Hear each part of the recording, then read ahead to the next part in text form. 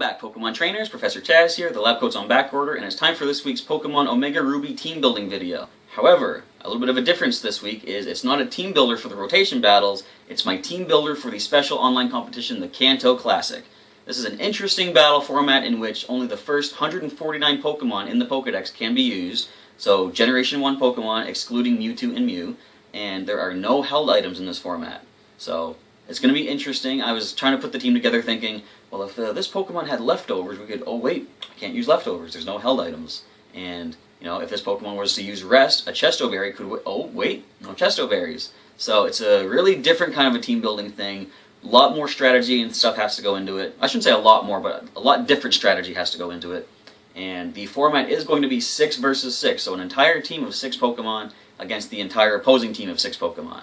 So, I admit, I kind of went with nostalgia's sake. I went with some kind of iconic Pokemon from the first generation, mixed in a couple other Pokemon, maybe not as highly popular or as expected, just for various reasons, and I'll explain each of those reasons as I get into the team builder right now. Let's begin. So as you can see here, our first team member for the Kanto Classic is Blaze the Charizard, and I'll give full disclosure right now. As far as the Kanto Classic team was concerned, I didn't go super in-depth with the strategy.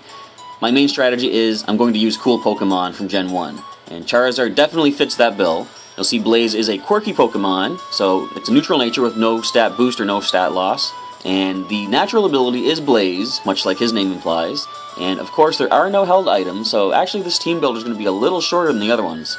Now for the moveset, I decided in preparation for an eventual week in which I do have Blaze go Mega Charizard X in the rotation battles, I decided to turn him into a physical attacker this week. So I switched to Super Training, as you'll see in a moment, and I switched the moveset to physical moves for the most part. First of all, we have Flare Blitz, which is 120 power. It does cause recoil damage, but 120 power stab, it's going to be really amazing to use against anything that won't resist it. And in case I expect the opponent might switch in a water type while I have Blaze out, I do have Thunder Punch. I can go for that nice, powerful, super effective Thunder Punch on whatever water type wants to come in and take that. And then, of course, I'm going to switch Blaze out. I've also got Shadow Claw on there, because I was looking at I guess when I said I didn't put a lot of strategy, I put more than I previously thought, because I was looking at the type effectiveness and moves that we need to use to cover our sort of disadvantages, and Shadow Claw is good to deal with any Psychic or Ghost Pokemon that might come along in the Kanto Classic. Now the final move is Mud Slap. Of course, it's a special-based move, and Blaze is no longer trained for special attacks, but that's a move he can't relearn if I make him forget it. And since in the future, I'm going to have Blaze go back to his natural Mega Evolution of Mega Charizard Y, I want to keep that special move on him. It's something he can't ever get back. So, although the Super Training, as you'll see here, I did max out the attack and the speed, and just drop the rest into the defense, his attack is only slightly higher than his special attack, even without any special attack investment. That's why Blaze is more suited for special attack. Anyway, so the second Pokemon for the Kanto Classic is Sprout the Venusaur. You see, he is a relaxed Pokemon, which improves defense while lowering speed, which is actually really nice. More defense, and Venusaur aren't going to be outspeeding things for the most part anyway. Especially without the Chlorophyll hidden ability. But anyway, he does have the Overgrow ability, so like all natural, Venusaur, whenever he gets low HP, his grass attacks will be powered up, and of course no held item. And the moveset is pretty much the same as he's had before. There's one little difference. Energy Ball is there for stab and to make use of the Overgrow, and it can lower special defense if you're lucky. And Toxic and Leech Seed is a good combo. We can Toxic anything but a poison type, Leech Seed anything but a grass type, and originally I had Sprout prepared to deal with anything except for a Ferrothorn. Now, of course, in the Kanto Classic, there are no Ferrothorn to worry about, so Toxic or Leech Seed will be good choices to make, as long as I can predict if the opponent's going to swap in a immune type to that.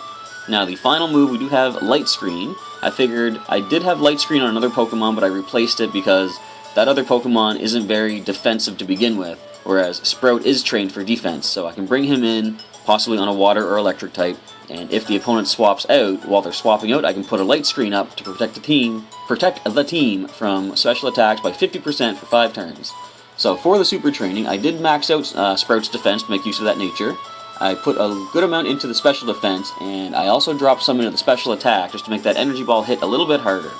The next Pokemon on the team is going to be Zapdos. He is a, Jolly Pokemon, so it increases his speed stat while lowering special attack, which is kind of bad, of course, because he's more special-based attacking, but it's still really high. It's at 301 after the super training, so it's not that big of a deal. And the pressure ability will cause the opponent to use more PP when they attack him. And the moveset is, we got Discharge on there, could get some good paralysis. I could have given him Thunderbolt for more power, but it's not crazy more powerful. I think it's like Discharge is 18 power and Thunderbolt is 90, so a little bit more power, but Discharge has a much better chance to cause paralysis. Now, he does still have his hidden power fighting. Sadly, since there are no held items, he doesn't have his trademark Black Belt to power that up. But if the opponent swaps in a ground, well, usually a ground rock type from Gen 1, if they go for something like that, I can still get off some super effective damage with the hidden power. Now, if I expect they're going to swap something out, I can go ahead and throw a substitute up, putting Zapdos behind a nice little barricade, keeping him immune from status conditions and all but sound-based moves. And to heal back some HP after the substitutes, or if he takes some hits, I do have Roost. I can heal up and get back 50% of Zapdos' HP. For his super training, I maxed out the speed, maxed out special attack. Not much more to be said there. Just want to make him hit fast, hit hard with those special-based moves. Now, the fourth Pokemon for this week for the Kanto Classic is, of course, I can't have a Charizard and Venusaur without Blastoise. Here we have Sheldon the Blastoise. He is a calm Pokemon which increases special defense and lowers attack. And he has the natural ability of Torrent. And the moveset starts with Scald, which has a good chance to cause a burn on the opponent. And we also have Avalanche on there. If the opponent, well, so basically, you see I have Bulldoze as the third move. I can use Bulldoze to slow things down, but if the opponent sends a flying type that's immune to Bulldoze and they're going to outspeed, then Avalanche is a move that always goes last. And if the Pokemon using Avalanche gets hit by the target, then Avalanche's power is doubled from 60 to 120. So although he does have a nature that lowers the attack stat, Avalanche can still get some good power off on a flying type, and it will be super effective for those things that we can't Bulldoze. Now, since this is going to be 6 versus 6 single battles, there is a possibility of hazards. You know, spikes, stealth rock, poison spikes, sticky web, things like that. That's why we have rapid spin on Sheldon, just in case we see any, hazard conditions. We can use rapid spin and blow them away, clearing off the field for whoever I want to swap in next. For Sheldon's super training, we went ahead and maxed out both special defense, almost a special attack. We maxed out special defense and physical defense, just dropped the last little bit into HP. Not that it's going to make a difference, but I want him to be defensive so I can swap him in if the opponent has something, as long as it's not super effective like grass or electric. Sheldon can come in and take a hit. The fifth Pokemon on the team for the Kanto Classic is going to be Arbok. Arbok is a hardy Pokemon, which is a neutral nature. He's got the Intimidate ability, so I can swap him in if they have a physical attacker out and lower that attack stat by one stage.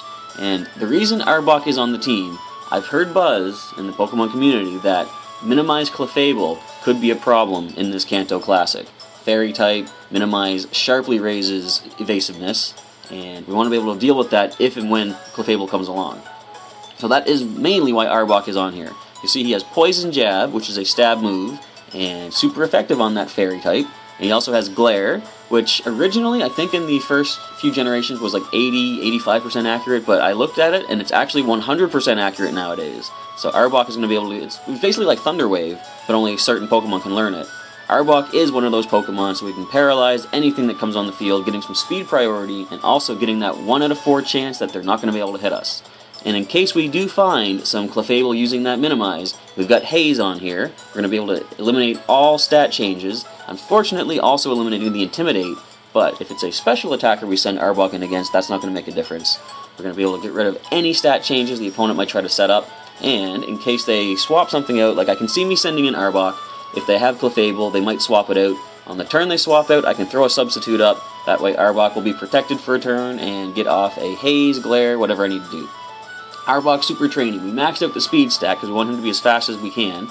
At level 100, he's got 259 speed, and I put a lot more into the special defense than the physical defense, because of course the Intimidate will lower the opponent's physical attack, thereby covering some of his defensive side.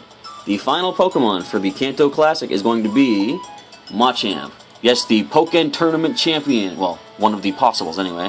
He is a Adamant Pokemon, which is an amazing nature for a Machamp to have. It raises attack and lowers special attack. Definitely a good ability, or a good nature to have. And the ability is Guts, so if the opponent goes for, if I expect maybe a Will-O-Wisp or Toxic, I can send Machamp in, take that status condition and boost his attack stat thanks to the Guts ability. For the moveset, we went with Low Sweep for some speed priority. It's pretty powerful too, at least in the, I was going to say hands of a Machamp, but more in the feet of a Machamp. And we can slow things down. We've also got Earthquake on there in case they want to send in anything that...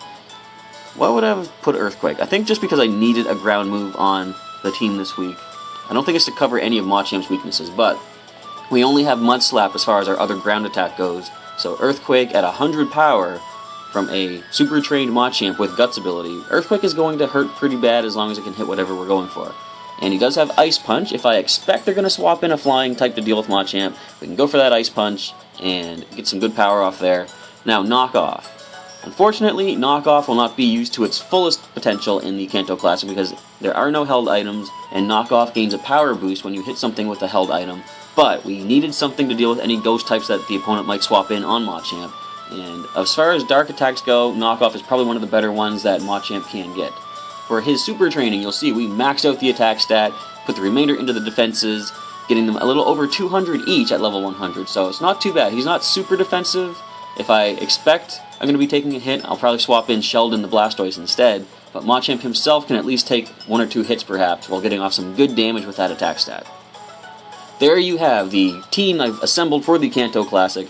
Again, like I said, not super crazy strategic, but I just wanted to use Pokemon that I enjoyed from Gen 1, and strong ones that I expect might stand a chance against the opponents in this competition. It's going to be really cool to see how things play out. I'm looking forward to seeing just the classic Pokemon. Like, I'm expecting I might see Pokemon I haven't seen in a long time. Like, I've never encountered Poliwrath, for example, and I wonder if I'll see a Poliwrath. No, I haven't seen many Hypno. Let me think. I don't know, there's so many Pokemon that I haven't seen in the Wi-Fi battles, and I'm really looking forward to seeing some classic, nostalgic Pokemon. So with all that being said, that's the team. Tomorrow is going to be the uploaded videos for the Kanto Classic battles. I'll come back to the channel tomorrow and see how well me and the team did, and root on our guys and see if we can actually get some victories in this classic competition. With all that, I'm going to end off this video. Thank you everybody for checking out the team builder today, and I'll catch you next time.